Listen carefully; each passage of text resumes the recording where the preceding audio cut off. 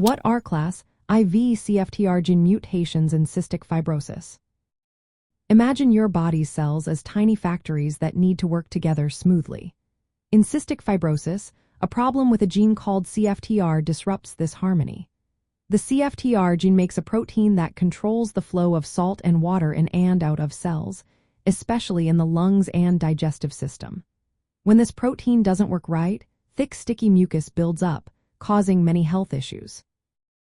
Now, these gene problems are classified into 5 main groups, called classes, based on how they affect the CFTR protein. Class I mutations are like a factory that never produces any products at all. These mutations cause the cell to make a faulty message that stops the protein from being made.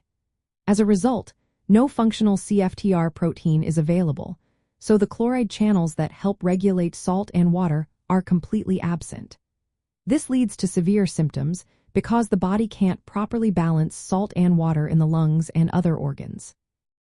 Class II mutations are a bit different. Here, the CFTR protein is made but is misfolded, like a defective product that can't be shipped out of the factory.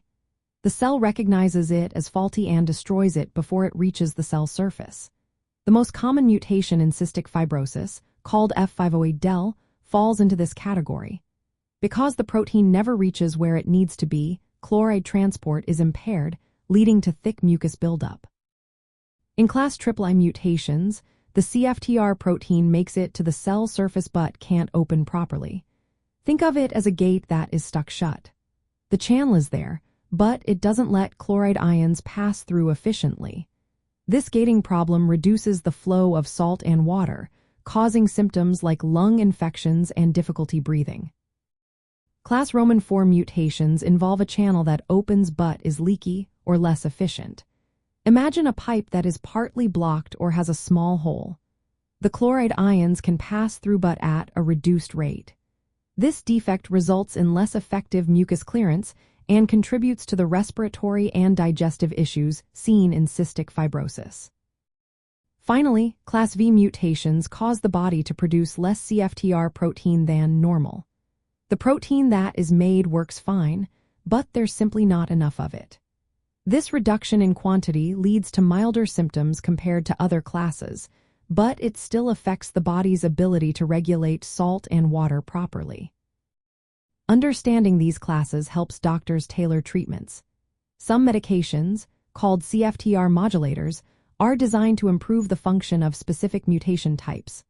For example, certain drugs can help open gates that are stuck shut or improve the processing of misfolded proteins. However, not all mutations respond to current treatments, and ongoing research continues to explore new options. Remember, cystic fibrosis is a complex condition, and each person's experience can be different. If you or someone you know has cystic fibrosis, it's important to work closely with healthcare professionals to understand the specific mutation involved and the best treatment options. Always seek personalized medical advice and stay informed through reputable sources.